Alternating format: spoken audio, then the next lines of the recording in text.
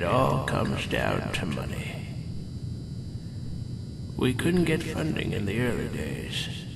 The various governments of the world refused to fund us, and we didn't have SCPs that made endless amounts of gold or jewels or could be used to cheat the stock market.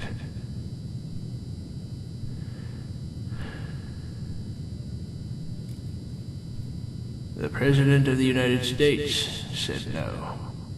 The Tsar said no. The Crown said no. They didn't believe what we were doing was right or useful. Despite our lack of resources, we had one thing we could use. SCP-2013. Neither of the files you just read about SCP-2013 is the actual one. The original file no longer exists. But the gist of it was this.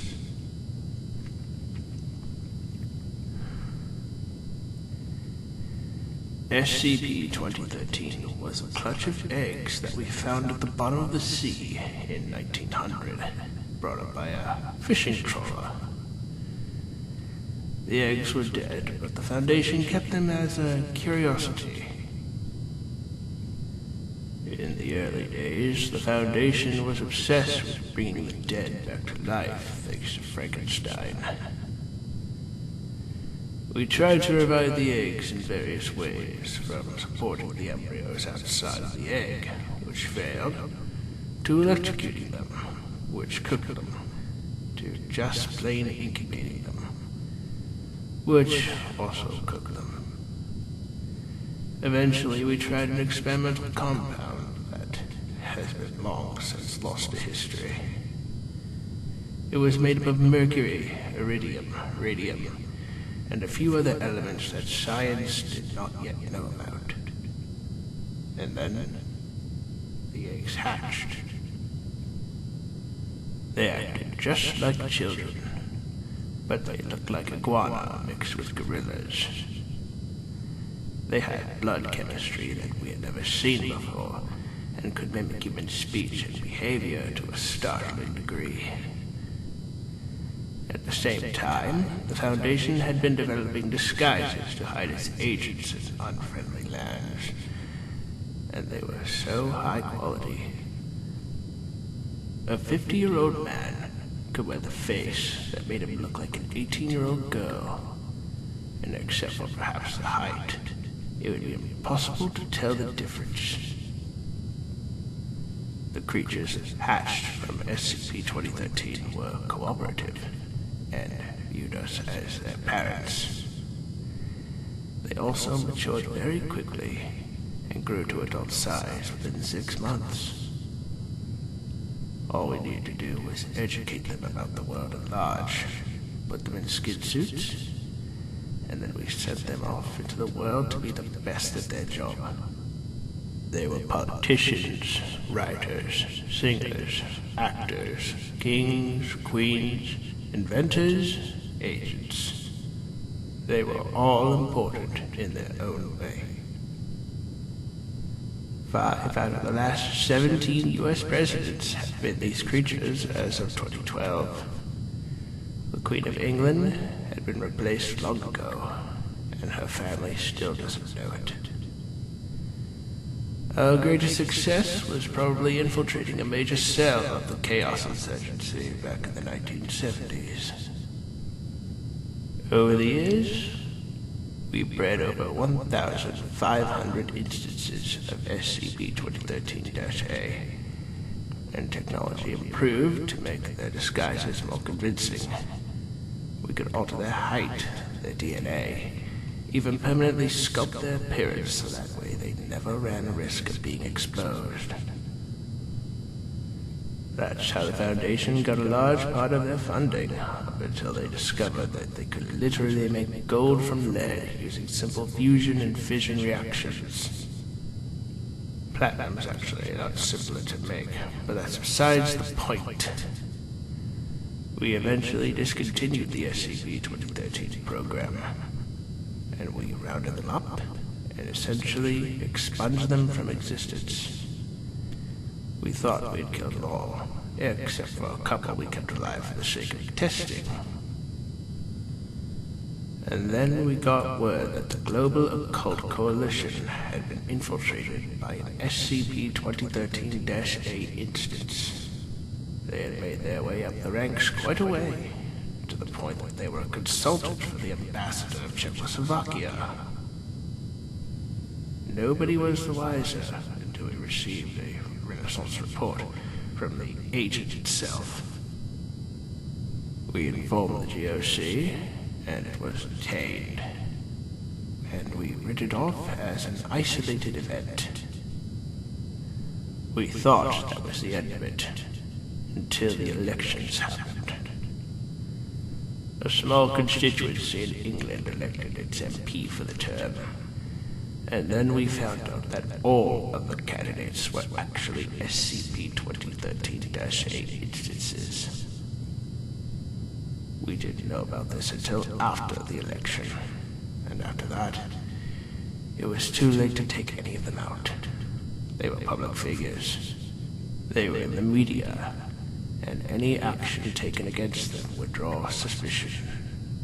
We found out that on their own, SCP-2013-A had spread all over the globe. For all intents and purposes, they rule the world. More than half, but less than 3/4 of the world's government were controlled by them. We classified them as Kita, made them aliens, and said they were effectively immortal to discourage any assassinations. But we weren't without hope. There was always a secondary effect. SCP-2013-A, for some reason, got weaker when people observed them. One of the researchers studying them called it a detrimental antimemetic effect, or the more people know about them, the less effective they are. They grew less intelligent, lost muscle mass, underwent osteoporosis, and all around just became easier to kill. The more of them there were, the less harmful the overall effect was. Memetic delusion was the phrase thrown around. So, we began a plan to kill them, crack the masquerade, however so slightly, reveal their existence to the world at large, to cancel out the memetic delusion. And it was working. For a while, people who were called crackpots by their peers realized the truth, that their governments, their world, was not their own. They were called mad, but soon the whole world would see the truth. The program was cancelled, and the "it was all just a weird meme" explanation was slapped on it after the corpse was found. The Cardiff compound was engineered to prevent anyone else to give in to what was called a crackpot conspiracy theory, and distributed through airplanes via chemical trail. But they were real. But for some reason, this order was passed down. It has come to my attention that we have incorrectly documented SCP-2013. SCP-2013-A is non-existent, as is evident by the examinations of several purported SCP-2013-A instances, as well as DNA samples and the recently recorded autopsy. Gentlemen, it appears we've been had. SCP-2013 was nothing more than a harmless memetic agent that caused mass paranoia and made us interpret certain people in positions of fame or power as something not of this world. How this happened, we don't know. Who made it, or how it was even made, we don't know. Why it was made, we don't know. But we will find out. SCP-2013 is to be reclassified as safe, and its containment file rewritten. For the sake of context, The current containment procedures are to be archived and are accessible to any researcher with level 4-2013 or higher clearance. Secure, contain, protect. 05-2. By now it has been more than 60 seconds since you opened this page, and I apologize for any consequences that may come as a result of you viewing this document. But it eases me, knowing that the truth is out, even if I'm the one that's crazy. Secure, contain, protect.